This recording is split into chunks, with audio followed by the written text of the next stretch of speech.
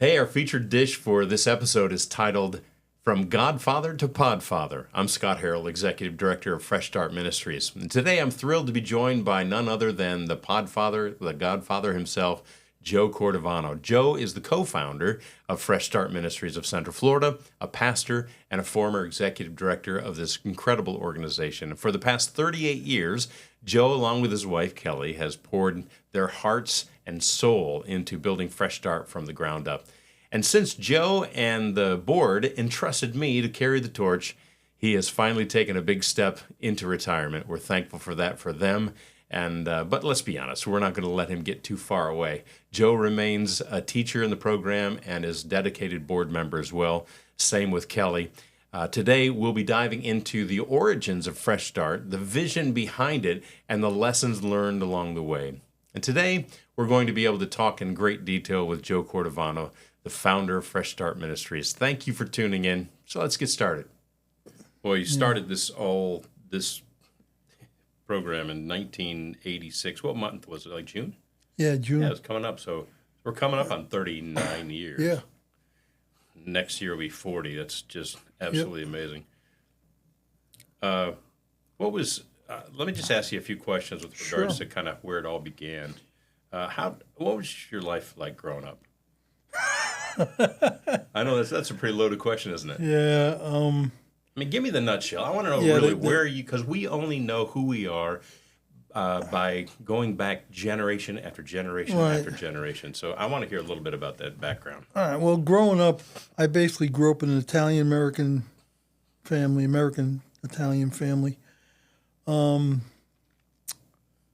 lot of my cousins, much older cousins,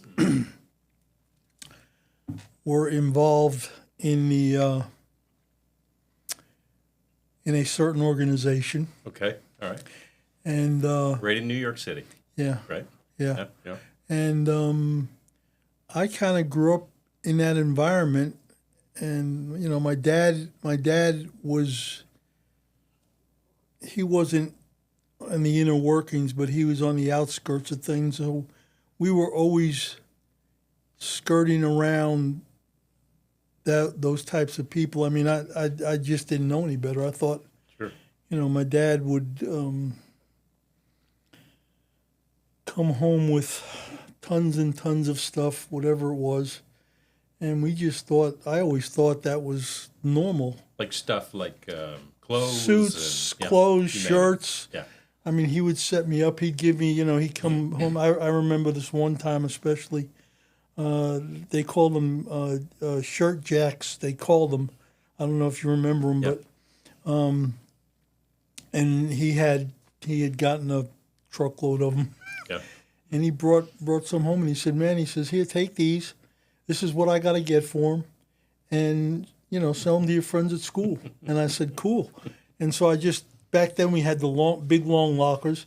So I marked all the boxes, large, extra large, colors, and all that stuff. So, and I had them all lined up in my locker, and in between classes, I was just hawking shirts, and never got in trouble. I mean, I think it's because I just thought it was so. See, to me, I didn't realize there was anything wrong with that. Yeah. I just thought that was normal. Yeah. And all my other schmo friends, they're schmo fathers that couldn't figure that out, and so they didn't ever do it. So I was real fortunate. That's kind of how I grew up, and we grew up in that whole environment. We grew up in the environment that, for the most part, the cops were the bad guys. The bad guys were the good guys. Yeah. I always thought Carlo Gambino should have been president of the United States. I figured, he'd figure out how to work, Vietnam, and just send some of the boys over there, let them have at it. Take care of business right away. He didn't need me. He didn't need mess around. Yeah, he didn't need me. Guys my age, just send some of the guys over there, man, and just take them all out.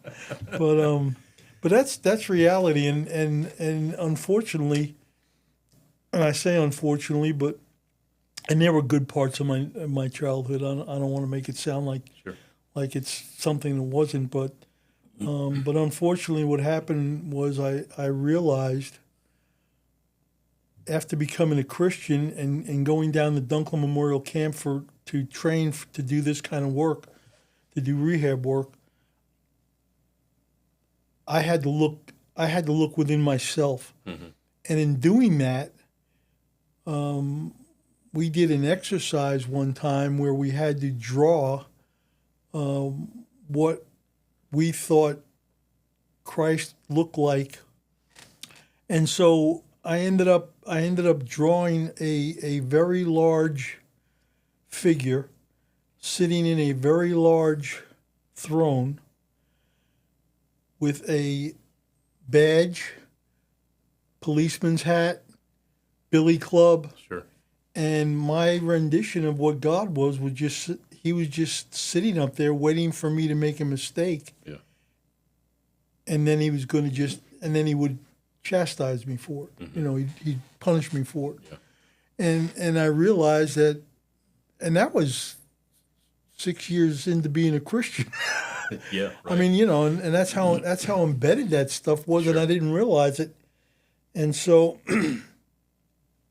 I figured out pretty quick that, you know, that's probably not going to work out real well for me. Yeah. Right. And so I had to change some things around, and I went there for training. But really, I tell you the truth, what happened was I got more help from me than I did training.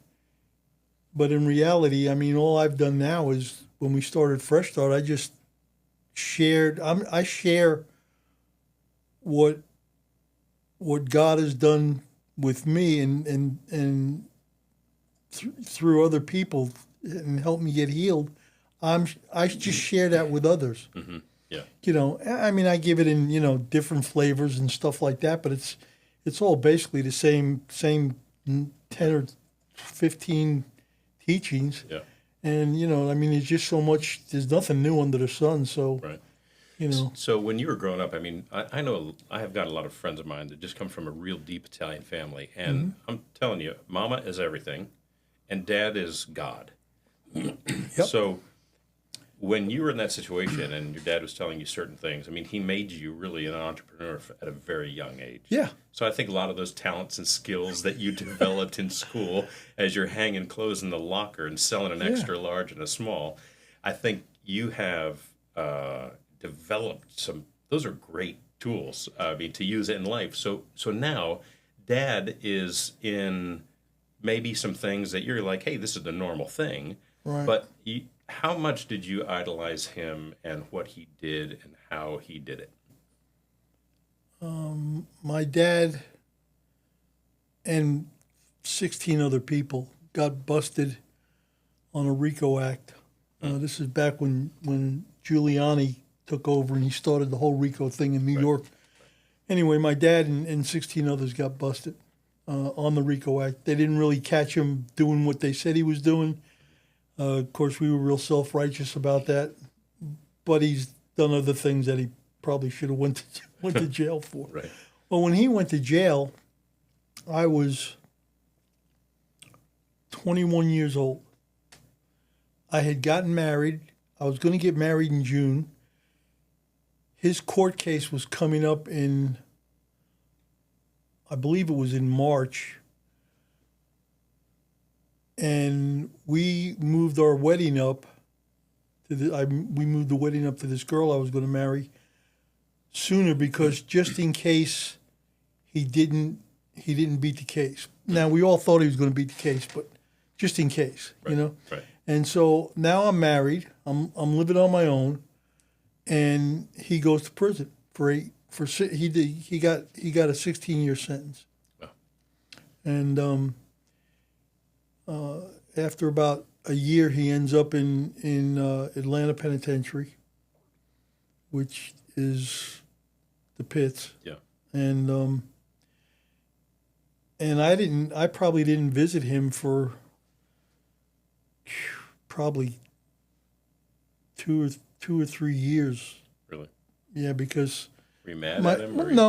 No, my mother, because in Atlanta you could only get so many visits a month.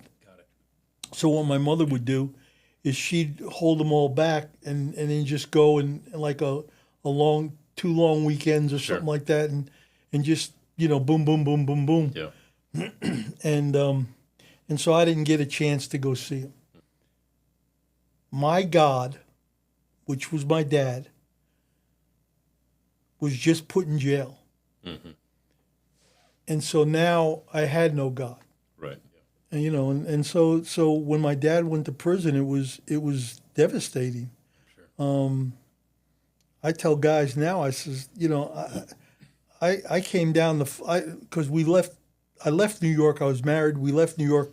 My mom moved down to Florida so she'd be closer to Atlanta. I eventually moved down and with my wife, and I mean, I never had a problem getting a job. I could always talk my way into getting work. Most of the time, not qualified for it, but I could talk my way into it. Right. And so it would last a couple of months, or 6 months or so, until I figured out I didn't know what I was doing. But what happened was I got slapped in the face because when I first came down, I had my dad's sister, my aunt.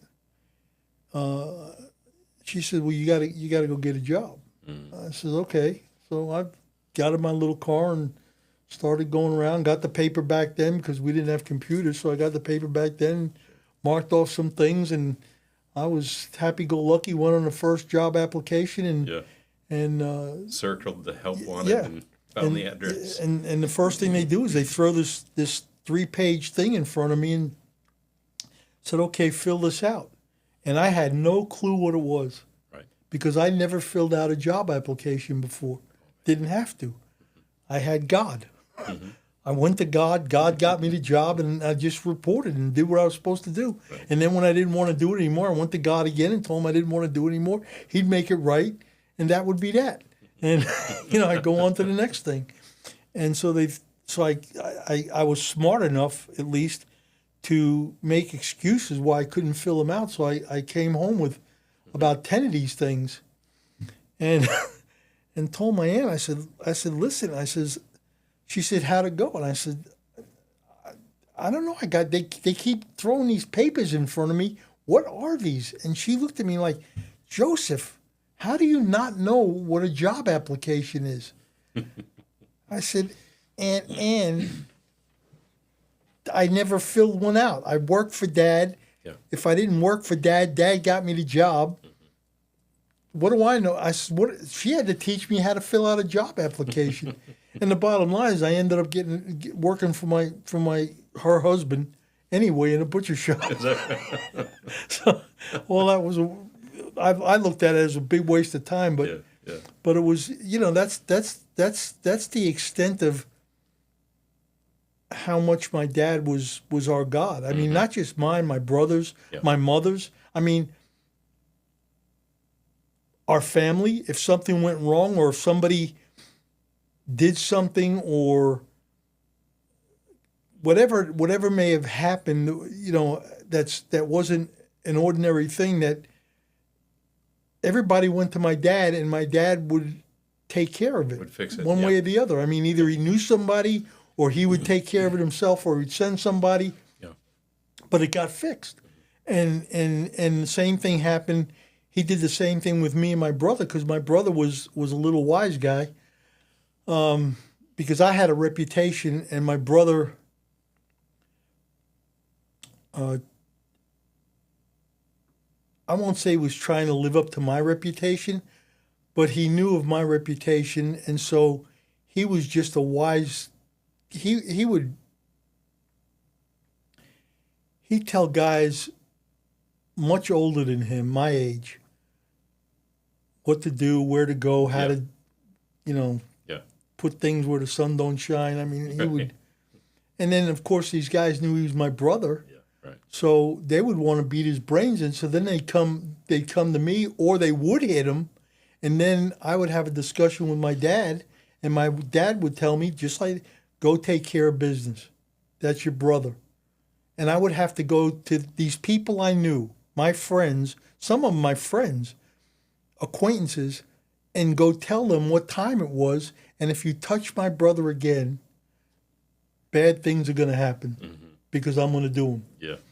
And so that's how we grew up, and that was the what do you call it, mantra of our family was you take care of family, you never talk bad about. The only people I could talk bad about my family is we talk bad to one another. But God forbid, the old days, your mom wears army boots. No, that never happened to me. Because the first time they told me my mother wore army boots or something, which was back in the day, of course. Sure. I'm giving myself my age away, but I'd smack him in the head. No, you don't talk about my mother that way. That's right, yeah.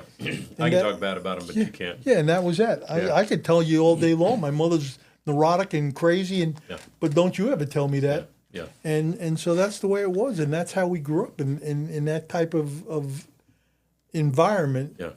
So growing up, how much exposure did you have to drugs and alcohol? None. None. None.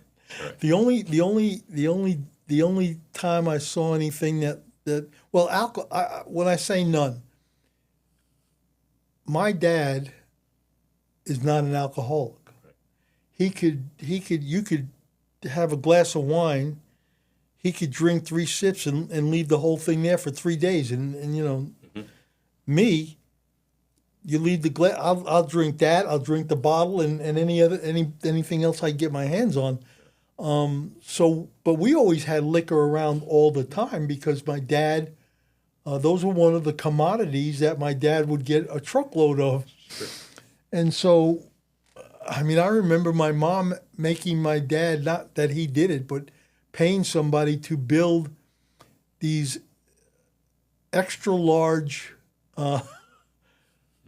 cabinets, I guess you would call them. Really, they were almost like sliding glass doors, only they were wood, in the garage to put all this stuff in to keep it out of sight. And so we always had liquor. Liquor was always part of the deal. Yeah. We just never drank it. We were told, don't touch this. And, of course, we didn't. My brother did one time, and that got him in big trouble. But if my dad said, don't touch this stuff, then we didn't touch it. Yeah. And that was that because it was his.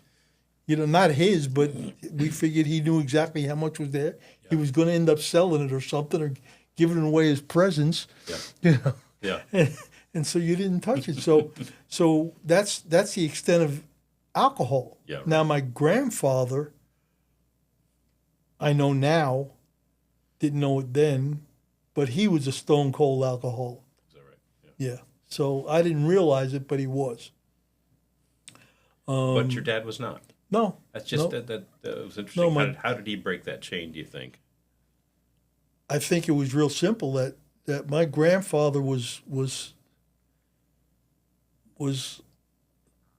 he was an angry drunk. And then not only angry, but then he would be angry and say stupid things to the wrong people. Yeah. And my dad was getting called all the time to come down to the local bar or the club to come get your father before he gets killed. And they really mean killed. They weren't just saying the words. They meant somebody was going to kill him. And my dad, and I think that's what turned my dad off to drinking. I didn't start really drinking until I was probably about 16 or 17 years old. Maybe 16. Let's see, when did I get? I had a phony draft card. I think I was 16 when I had that draft card. So I was able to buy my friends booze and stuff, and of course I'd go buy all the booze. Yeah. And then that's how I got mine for free. Yeah, right. They all drank beer. I drank wine. I was Italian through and through. So that's right. Give me the vino. So what would happen if your dad found out you were like at a younger age? What would he have done if you? He would have probably were drinking. Give me a whooping. I remember distinctly. My dad had a very. It was a cowboy type belt, and he would take it and fold it in half and snap it. Yeah. Right. And then at times hit us with it. And, he always hit us in the rear end of the legs because I got pretty big thighs. So always played football and stuff. So he never went to hurt us in the face or anything like that. But that's what would happen. And so I was smart enough to know that I could go out drinking and I could drink so much, and then I had to be home at a certain time, and I better be able to come in the house, and I knew my parents would be in their room. I don't know whether they were sleeping or not, but they'd be in their room, and I could, if I was quiet enough, I could just get inside and not have, and so I got away with it for a long time. And that was the extent of my drinking, and I didn't realize I didn't realize I had an alcohol problem until I went down to Dunklin for training, and they made me take they call it a mass test, and so I had been sober 6 years already, and I said, well, how do you want me to answer these questions? Right. Well, answer them like if you never had come to know the Lord. I said, okay, and I answered them and found out I was alcoholic. Yeah. And then I found out I was a drug addict. Had no clue about that either.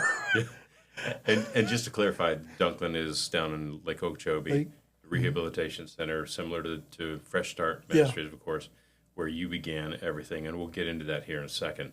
But when you found out, was that a huge surprise to you when you found out, hey, I've got an issue with drinking and drugs?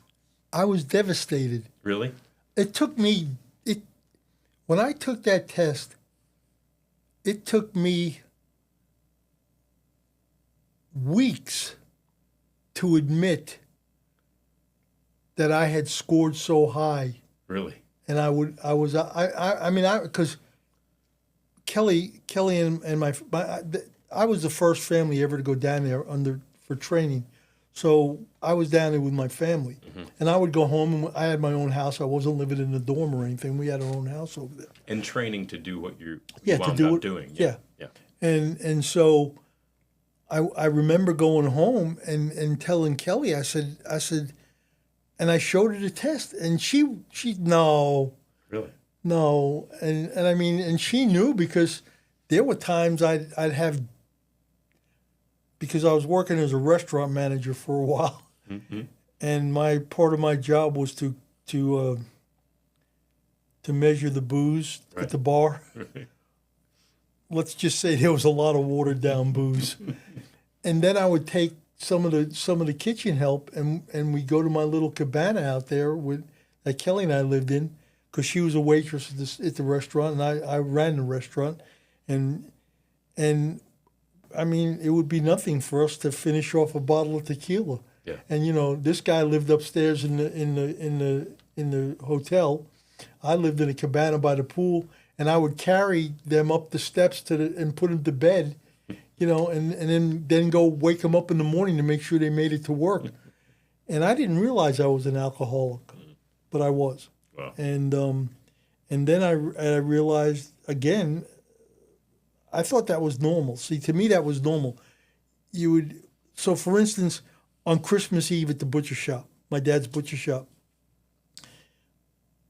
I can remember at the earliest age sneaking drinks, because my dad would set up like a little bar in the back room, and he would invite all the steady customers that came in faithfully, and give them shots, and and of course, whoever the butcher was waiting on the person, because it was a full service type of thing. Yeah. It wasn't like nowadays. And then he would bring his customers back there. And so I was always kind of hanging out, and I was never allowed to drink anything. But when they didn't finish their drinks, I made sure they would, Yeah. And I was drinking scotch and whiskey, and just mixing it all up. Man. And then, drinking a quart of chocolate milk on the way home, just. That's hardcore. Yeah. That's professional, man. I had an iron stomach back then. Yes. But yeah, so, and I didn't realize, I just thought that's what you do. You get, certain holidays, you got drunk, and then, you got up, you went to work. Yeah. And you did, or whatever it is you did. You didn't beat your wife, kick the cat. You didn't scream at the kids. You didn't. I never saw that, so I never. So that's what I did. I'd get drunk. I'd go to bed. I'd wake up, put on my best face so my dad didn't know, or my mom, and then go about my day. And whether that's go to work or go out to play football or whatever it is I was doing, and at the time, and so I didn't realize until I went to Dunklin that I was an alcoholic and a drug addict. Wow. Again, same thing with drugs. I started. I didn't smoke marijuana. Now you got to understand. Again, we grew up in the age. I think the Rolling Stones sang a song about it where moms were always taking tranquilizers and stuff. Mm-hmm. Well, I grew up in that age. So my mom and all the suburban moms were all on tranquilizers. My grandmother had rheumatoid arthritis, so she always had some serious painkillers. Mm-hmm. And I would get headaches periodically, and it was nothing for my mother to throw me one of my grandmother's pills or, here, take this. And I'd take it, and then I'd get high as a kite, go to bed, wake up, 24 hours later, and go on with life. Headache was gone, and I went on with life. And so I never considered that being a drug addict, though. Yeah. I waited until my dad went to prison to try marijuana. Is that right? I was married and the whole bit. I mean, Yeah. Because my dad would tell me if I ever did dope, he would kill me. Mm-hmm. And I believed him. Mm-hmm. It was simple. Yep. He said it, and I believed it. Mm-hmm. So I never did it. When he went to prison, I figured, how's he ever going to find out? Right. So I tried it with me and my wife at the time and found out that I kind of liked marijuana. Mm-hmm. And then marijuana with beer was really good. Mm-hmm.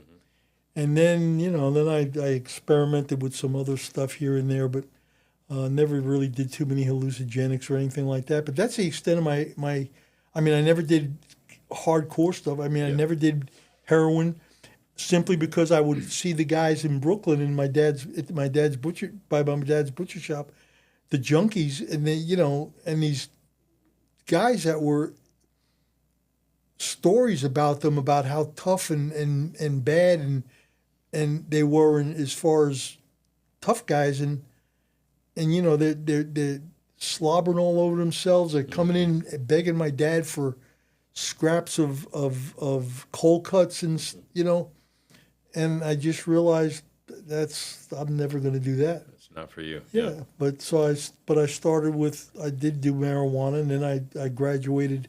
I was always heavy, so I could always get uppers. Mm-hmm.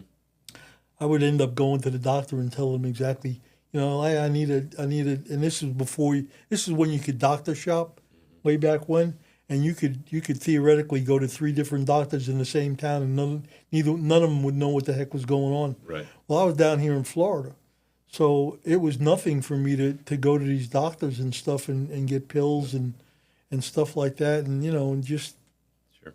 That's what I did, but I never realized I was an addict. So what then was it that, or what was it that motivated you to begin a program for people struggling with drugs and alcohol? It wasn't that at all. It was the fact that when I went to Dunklin, I grew up. Mm-hmm. Dunklin, again, you have to understand, there was no way in God's green earth that you could talk bad to me, you could talk down to me, because my upbringing was if I couldn't take care of the problem then, we always got even, and that's stories within itself. I don't even want to get into those stories, and so that's how I grew up. This guy down there, this old cowboy, Mickey Evans. He was the first one that I would ever let. This guy would constantly be asking me, how old is that little boy, Joe? And it would tick me off, but I had so much respect for him.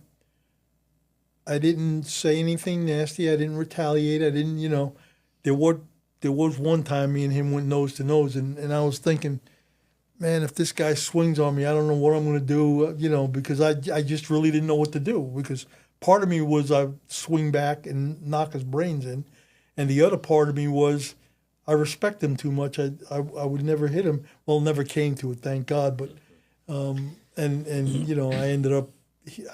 He's passed away now, but I always said that I was real fortunate. I had a dad that could teach me the laws of the street, which my earthly dad did, and then there was Mickey, my spiritual dad, as I call him, and he taught me how to be a Christian man. See, my dad could never do that because we were Christians.